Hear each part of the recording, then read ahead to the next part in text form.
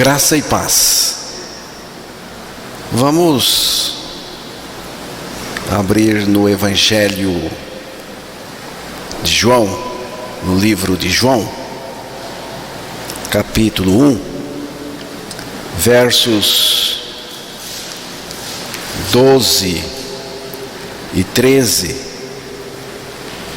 Pode ler do versículo 11, 12 e 13.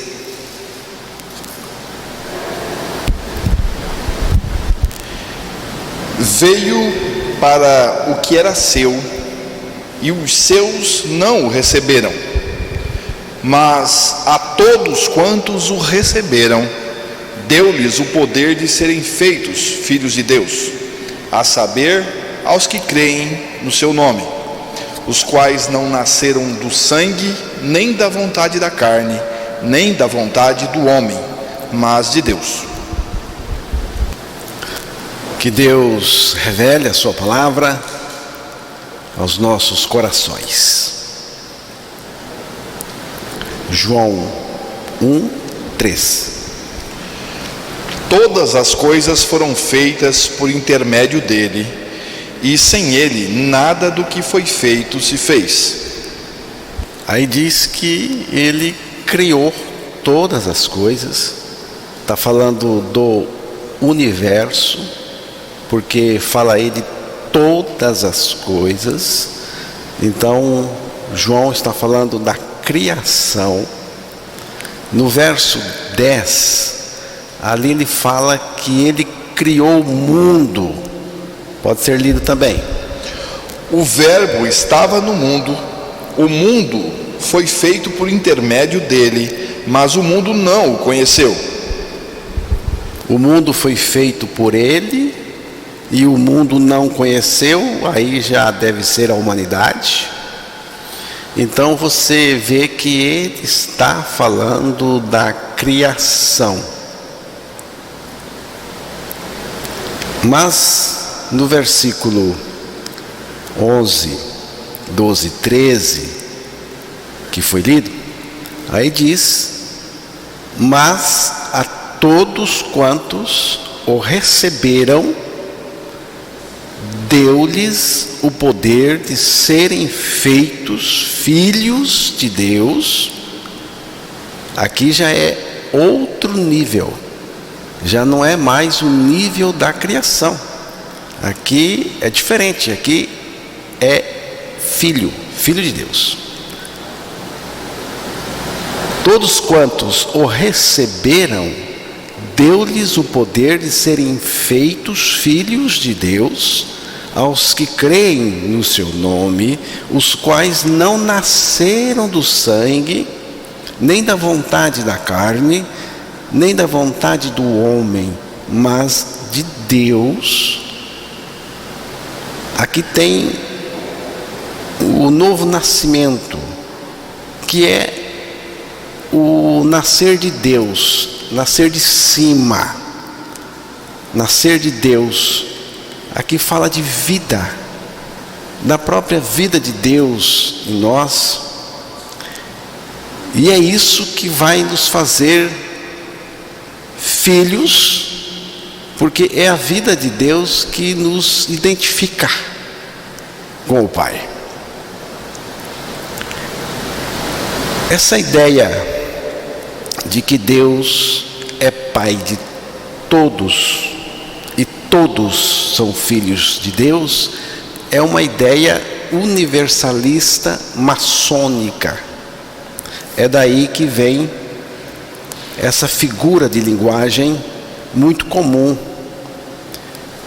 se ouvir: eu também sou filho de Deus.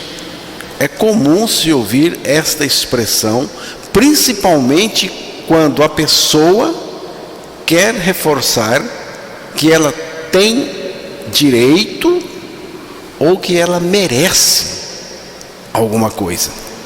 Mas a palavra de Deus não confirma essa ideia universalista de que todos são filhos de Deus.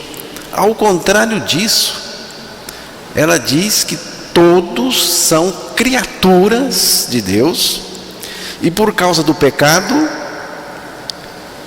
se tornaram em velhas criaturas dominadas pelo pecado. E diz também que todos quantos recebem o Senhor Jesus ganham o poder de serem feitos filhos de Deus. Gênesis 2:7, ali o texto vai falar do momento da criação do ser humano. Então formou o Senhor Deus ao homem do pó da terra, e lhe soprou nas narinas o fôlego de vida, e o homem passou a ser alma vivente. Parece que o homem foi criado com uma configuração tricotômica: espírito, alma e corpo. Na primeira carta aos Tessalonicenses, capítulo 5, verso 23, aí está falando dessas três partes do ser humano, aí está falando do homem regenerado. O mesmo Deus da paz vos santifique em tudo, e o vosso espírito, alma e corpo sejam conservados íntegros e irrepreensíveis na vinda de nosso Senhor Jesus Cristo. Aí é dito espírito, alma e corpo. Em Hebreus capítulo 4, no versículo 12, também faz uma separação entre espírito e alma. Porque a palavra de Deus é viva e eficaz, e mais cortante do que qualquer espada de dois gumes, e penetra até o ponto de dividir alma e espírito, juntas e medulas, e é apta para discernir os pensamentos e propósitos do coração. Mas, com a entrada do pecado no homem, ele passou a ser dicotômico,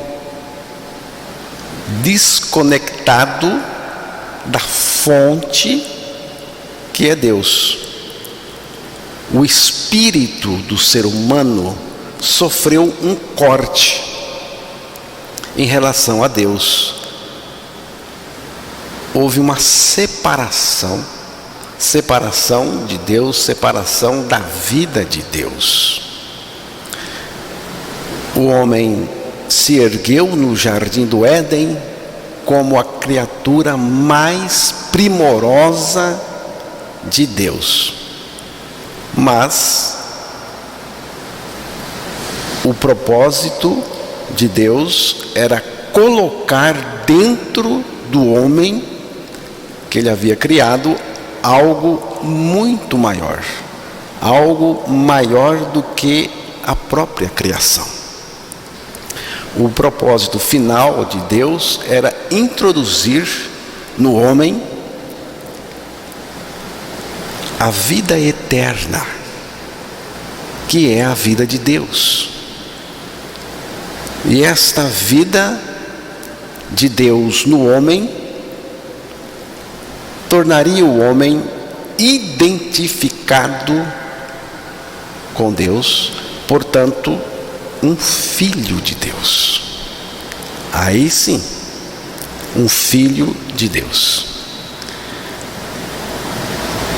Mas o homem deveria abraçar, pela fé, esse projeto de Deus, ingerindo do fruto da árvore da vida. Assim, ele teria a vida eterna em si mesmo. Mas ele não tomou esse caminho. O homem pecou, como todos nós sabemos, e se tornou maligno em sua natureza.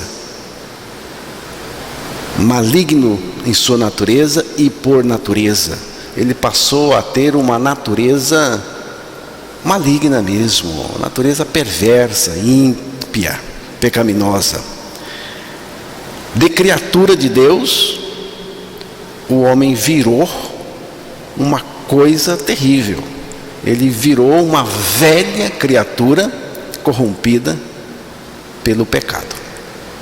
Mas Deus tem um projeto, tem um propósito que não pode ser impedido. Jó, capítulo 42, verso 2.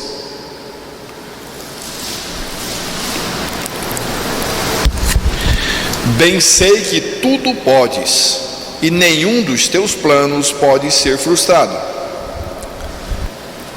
Nenhum dos propósitos de Deus pode ser impedido, quanto mais o propósito principal de Deus. Bem sei que tudo podes.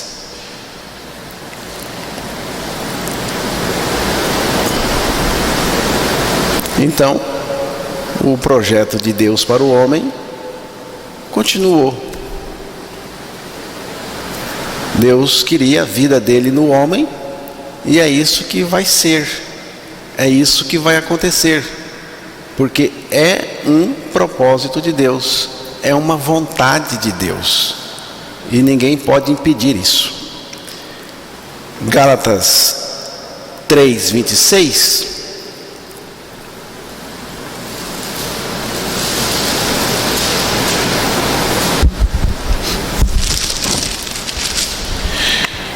Pois todos vós sois filhos de Deus, mediante a fé em Cristo Jesus.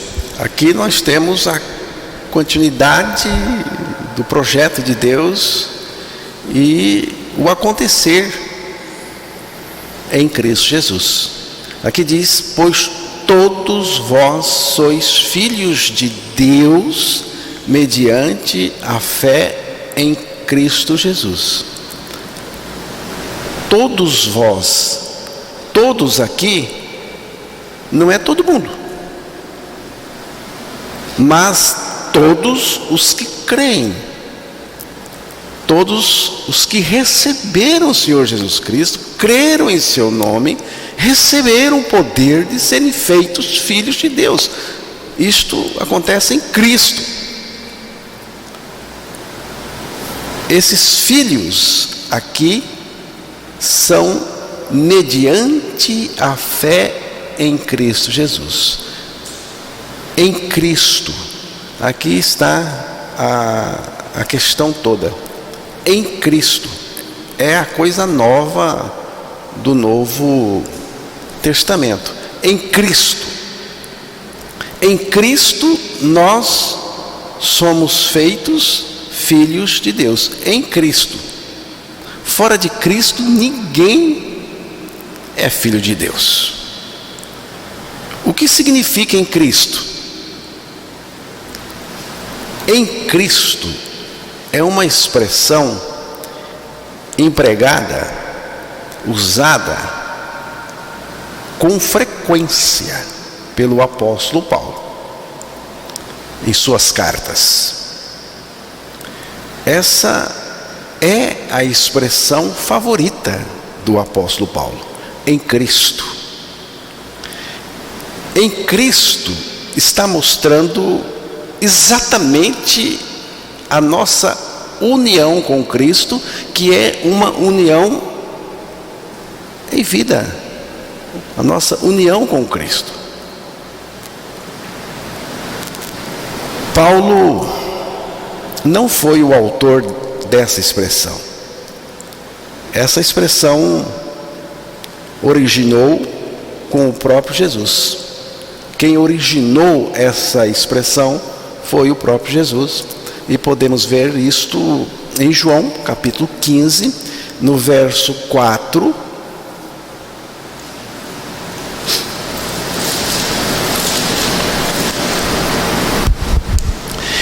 Permanecei em mim, e eu permanecerei em vós.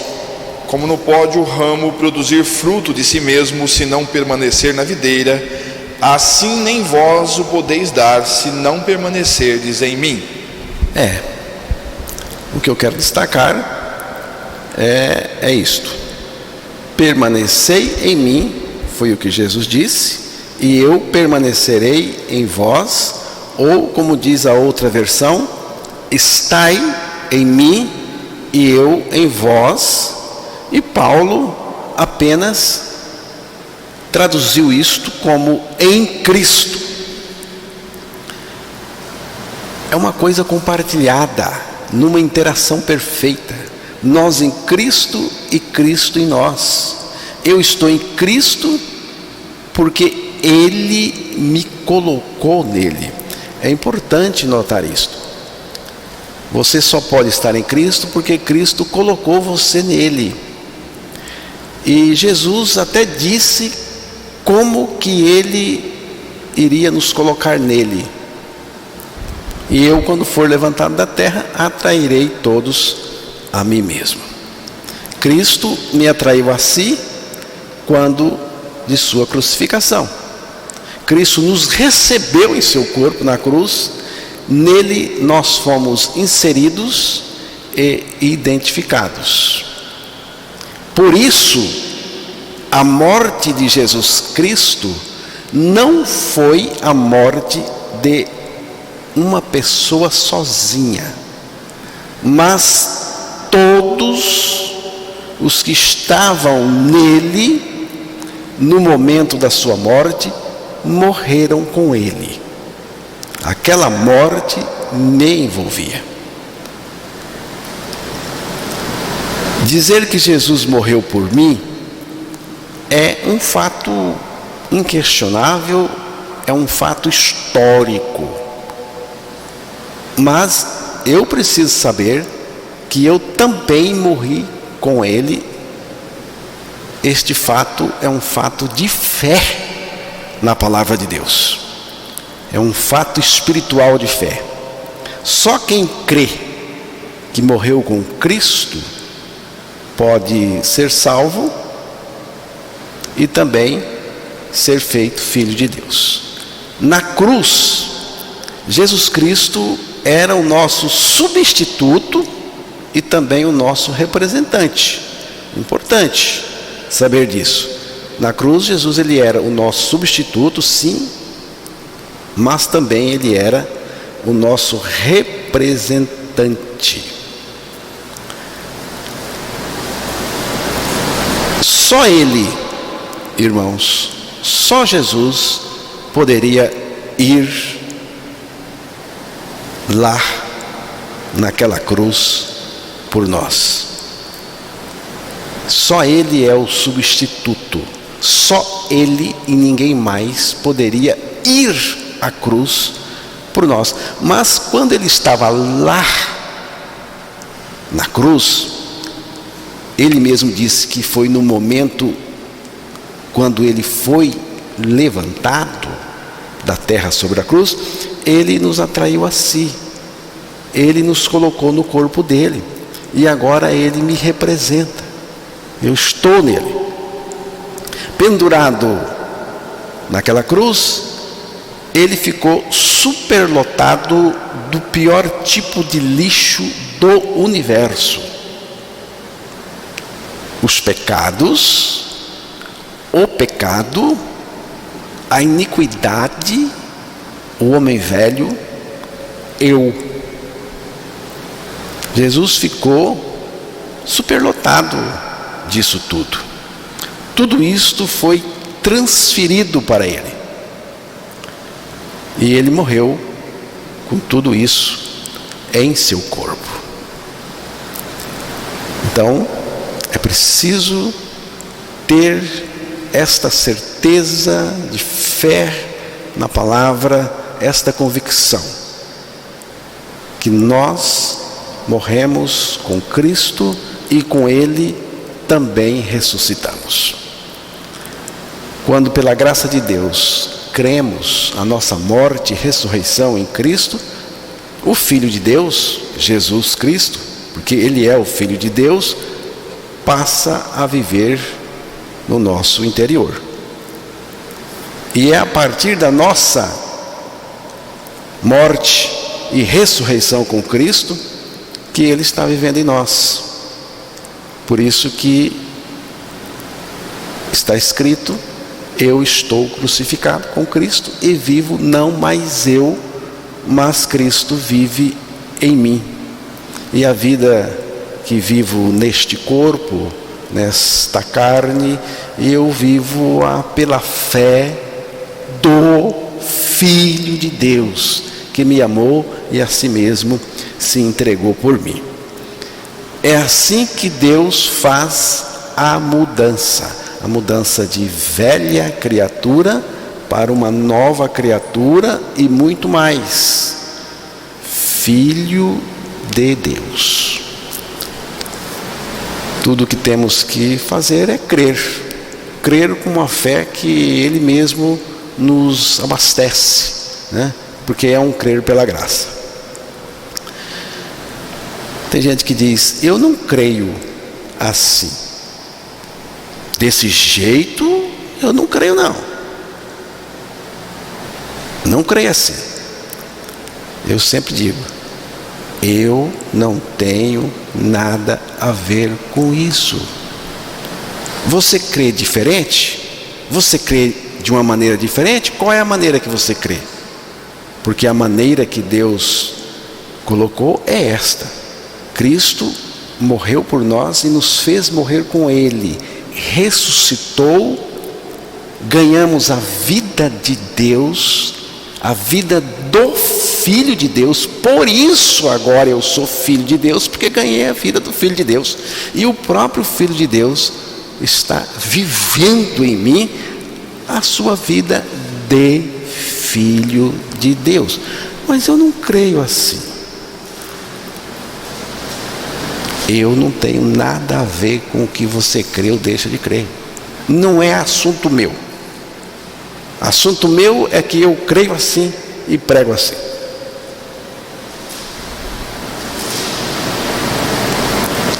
Se crer, você é filho de Deus. Se não crer, você não é filho de Deus. João 8,44 é um texto muito duro, mas é a verdade de Deus.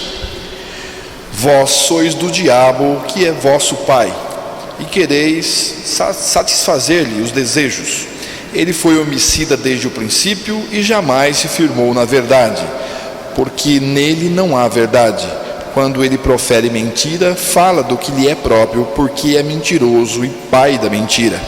Parece que Jesus está reforçando aqui a ideia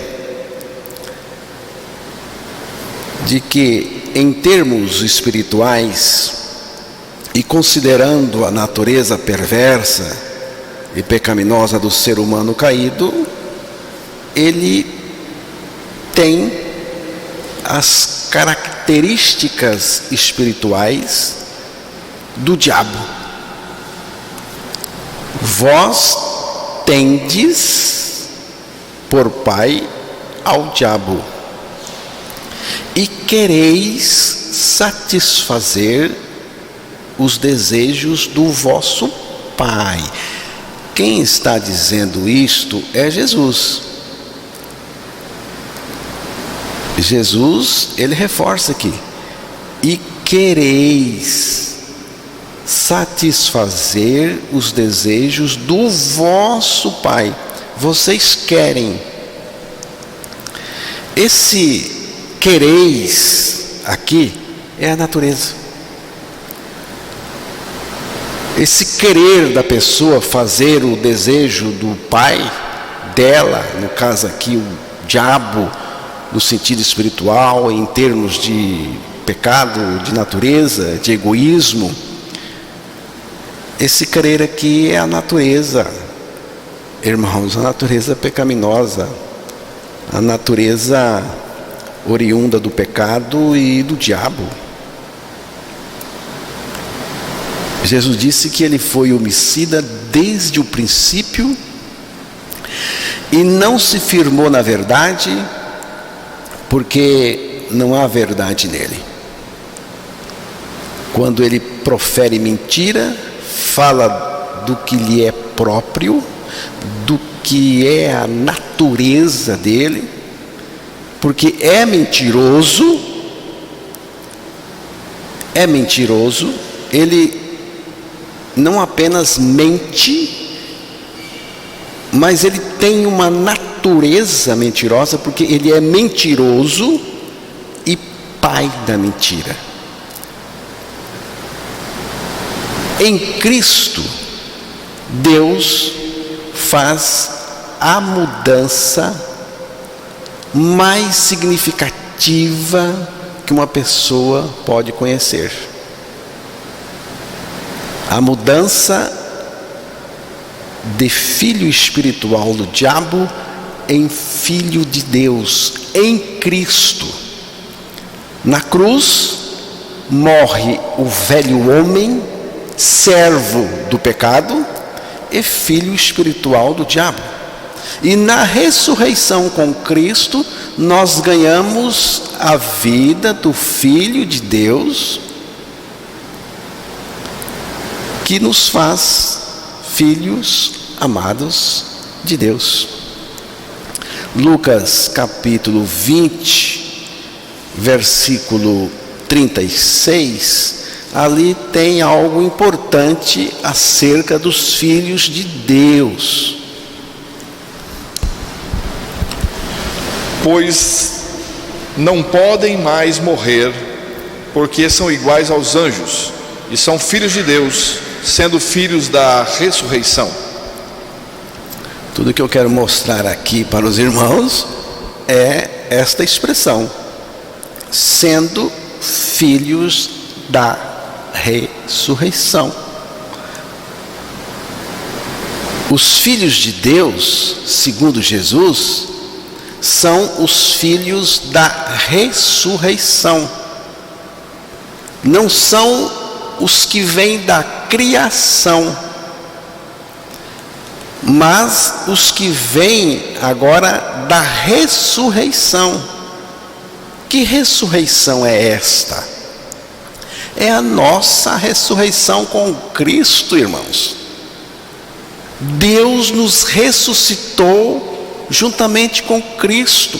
Ganhamos a vida de Deus, vida que nos identifica com Deus. E são filhos de Deus, sendo filhos da ressurreição. Como que esses homens e mulheres foram feitos filhos de Deus?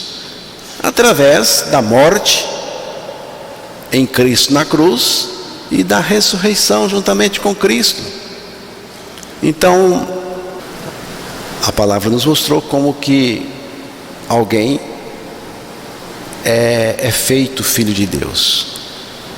E é feito filho de Deus crendo em Cristo, crendo no que aconteceu em Cristo.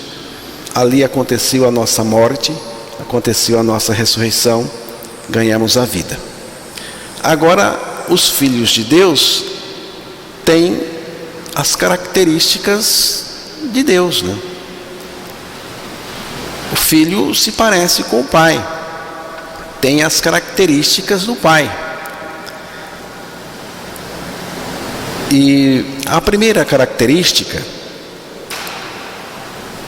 que eu queria passar para os irmãos está em 1 João capítulo 3, verso 10. Neste texto nós temos duas características dos filhos de Deus. Nisto são manifestos os filhos de Deus e os filhos do diabo. Todo aquele que não pratica justiça não procede de Deus, nem aquele que não ama a seu irmão. Nisto são manifestos os filhos de Deus e os filhos do diabo. Então tem filho de Deus e filho do diabo. Nisto são manifestos os filhos de Deus e os filhos do diabo. todo aquele que não pratica a justiça não procede de Deus, nem aquele que não ama a seu irmão.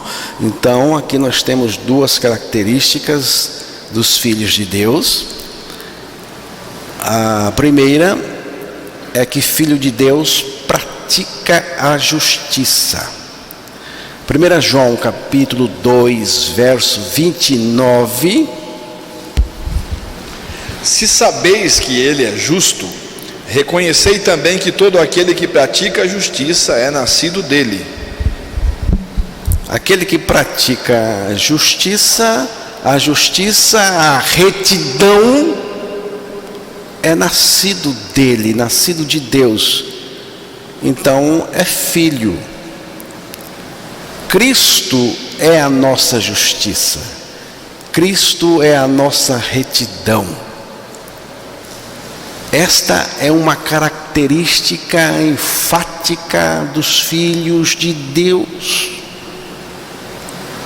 Vida de retidão.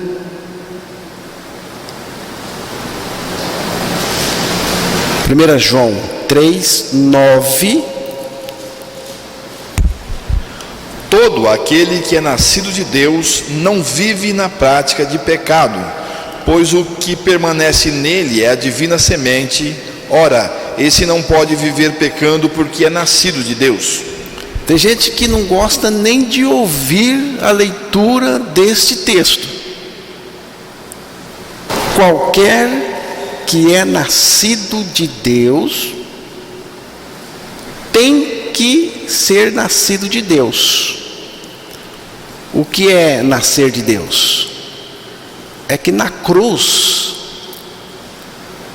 Deus tirou a nossa vida pecadora na morte com Ele. Perdemos a vida pecadora. E na ressurreição nós ganhamos uma nova vida. Ganhamos a vida de Deus em nós. Isto é nascer de Deus. Nascemos com a vida do alto, com a vida celestial, com a vida espiritual, com a vida eterna, com a vida de Deus, com a vida de Cristo, com a vida do Espírito. Mas lembre-se que tem que morrer, tem que crer sua morte em Cristo na cruz primeiro, para depois receber a vida que vem de Deus. Qualquer que é nascido de Deus não comete pecado. Não comete. Eu não creio. Não é assunto meu. Eu não tenho nada a ver se você crê ou não crê. Eu creio no que diz a palavra. Qualquer que é nascido de Deus não comete o pecado. Não é um talvez, é não. Porque a sua semente, isto é, a semente de Deus, a semente divina, permanece nele, fica nele. E não pode pecar. Não pode. É enfático aqui, irmãos. Não pode. Mas não tem tentação, não tem nada não. Não pode. Tentação tem. Mas tem vitória. Porque aqui diz: não pode pecar, porque é nascido de Deus. Nascido de Deus não comete o pecado. Por que o nascido de Deus não comete o pecado? Justamente porque é nascido de Deus, diz o texto, e porque a semente de Deus permanece nele. Esta semente que permanece é assunto de divergência, de discussão aí sobre o que é, o que não é. Ao meu ver, esta semente de Deus é o próprio Cristo em mim, é a vida de Deus em mim.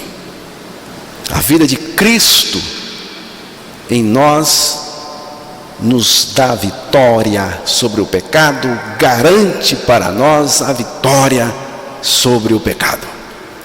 Cristo vive no seu nascido de novo, dando-lhe vitória sobre o pecado e vis tentações do maligno.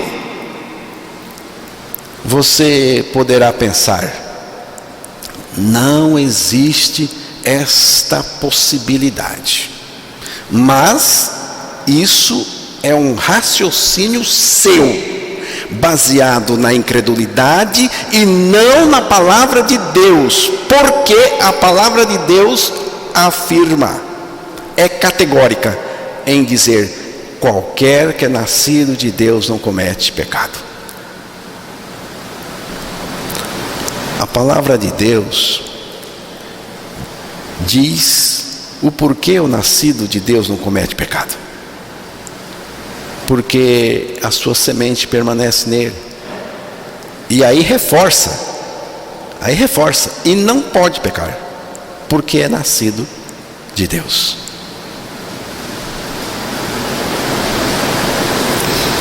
Seja o que for esta semente divina, que ao meu ver é a vida de Deus em nós, é o próprio Cristo em nós, mas seja o que for, o resultado não muda em nada, porque o resultado é o mesmo, e não pode pecar, porque é nascido de Deus. Irmãos, preste bem atenção no que eu vou dizer aqui. Esse não pode pecar, não é impecabilidade. O que é impecabilidade? Impecabilidade seria o esforço do próprio homem para não pecar. Não pecar não está na possibilidade do homem, mas daquele que é Jesus Cristo, que venceu o pecado, venceu o diabo, venceu a morte e venceu todas as coisas, e agora Ele está vivendo em nós a sua vitória. Ele está vivendo em nós, nos dando vitória e nos livrando do pecado em todas as circunstâncias. Mas eu não creio assim. Aí eu volto a dizer, não tenho nada a ver com isso.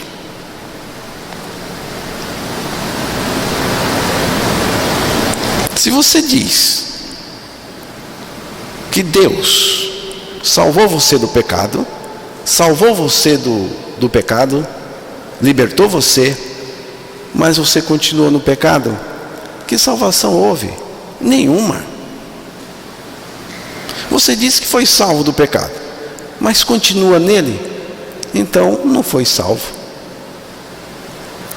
Cristo nos libertou e nos salvou do pecado para não continuarmos mais nele. Romanos 6, 1 e 2. Que diremos, pois? Permaneceremos no pecado para que seja a graça mais abundante? De modo nenhum. Como viveremos ainda no pecado, nós o que para ele morremos? Não viveremos. Paulo até pergunta. Ele pergunta: irmãos, como que nós vamos continuar vivendo no pecado? Nós que para ele morremos. Na cruz, Cristo não só tirou o nosso pecado, como também nos fez morrer para o pecado nele. E pela nossa ressurreição juntamente com Cristo, Ele vem viver em nós a sua vida justa e santa. Esta experiência Não se trata de esforço humano, do esforço do homem de não pecar, mas da libertação que Cristo dá do pecado. Não é o seu esforço, é o livramento daquele que vive em você, Jesus Cristo. É graça perfeita, imensurável, graça de Deus. Então, irmãos, quem diz eu não peco, está errado, falando de si mesmo. Eu não peco, está errado, porque está baseado em si mesmo. Quem diz eu peco, ainda não foi liberto do pecado, está errado também. Mas quem crê e diz estou crucificado com Cristo e vivo não mais eu, mas Cristo vive em mim, está sim liberto, e liberto de fato do pecado e de pecar, de cometer o pecado, porque Jesus Cristo em seu interior é o seu grande libertador. O nosso grande libertador, que é Jesus, nos libertou e não foi embora não. Ele ficou em nós. O nosso grande libertador ficou em nós para nos livrar do pecado. E Ele nos livra.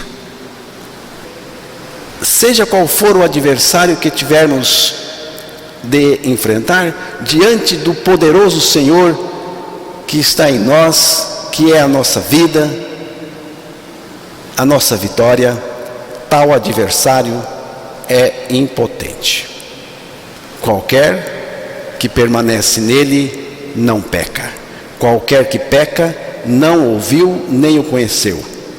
Filhinhos, ninguém vos engane. Quem pratica a justiça é justo, assim como ele é justo.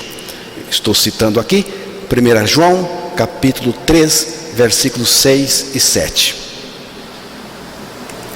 Você entendeu o texto? Qualquer que permanece nele não peca. Você só pode permanecer se você foi colocado nele. Qualquer que peca, aqui é bem enfático, não viu. É o viu da fé, nem o conheceu, o conhecer da experiência. E ele reforça: filhinhos, ninguém vos engane. Se alguém chegar para você com conversa mole, que você pode sim viver no pecado, você diz para ele que não. Filhinhos, ninguém vos engane. Quem pratica a justiça é justo, assim como ele é, assim como Jesus é.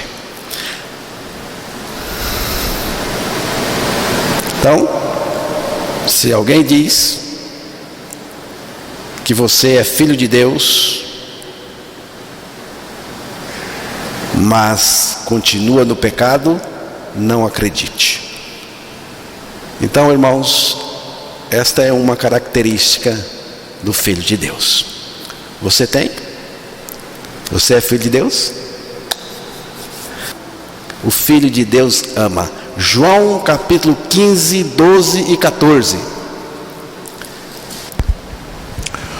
O meu mandamento é este, que vos ameis uns aos outros, assim como eu vos amei. Ninguém tem maior amor do que este, de dar a alguém a própria vida em favor dos seus amigos. Vós sois meus amigos, se fazeis o que eu vos mando. O meu mandamento é este, que vos ameis uns aos outros, assim como eu vos amei. Aqui está o padrão do amor dos filhos de Deus. Não é um amor qualquer, é o amor de Jesus, é o amor com o qual Ele amou. Esse amor é entre os irmãos. Ninguém tem maior amor do que este, de dar a alguém a própria vida em favor de seus amigos.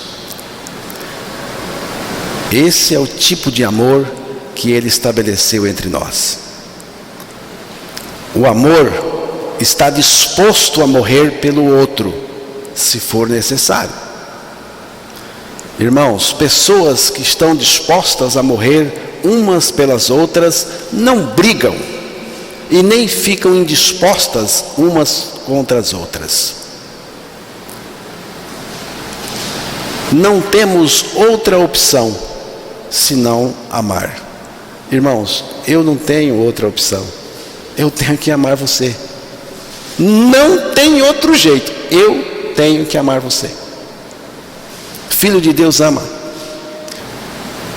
João 13, 34 e 35. Novo mandamento vos dou, que vos ameis uns aos outros, assim como eu vos amei, que também vos ameis uns aos outros. Nisto conhecerão todos que sois meus discípulos, se tiverdes amor uns aos outros. Que amor é este, irmãos? Amor de Deus. Amor de Deus mesmo. Esse amor ninguém tem. Jesus mesmo disse: vós não tendes em vós o amor de Deus. Só podemos amar com o amor de Deus se Ele, irmãos, colocar o amor em nós. E foi o que Ele fez. É o que Jesus estava propondo no texto que Ele leu. Novo mandamento vos dou, que vos ameis uns aos outros, assim como eu vos amei, que também vos ameis uns aos outros. Jesus vai colocar isto na gente. Amados, amemo-nos uns aos outros, porque o amor procede de Deus, e todo aquele que ama é nascido de Deus e conhece a Deus. Aquele que não ama não conhece a Deus, pois Deus é amor. Aqui é João, na sua primeira carta, capítulo 4, versos 7 e 8. E nós conhecemos e cremos no amor que Deus tem por nós. Deus é amor, e aquele que permanece no amor, permanece em Deus. Você viu a identificação? Você, para amar, tem que estar em Deus. Permanece no amor, permanece em Deus, e Deus nele. 1 João 4,16.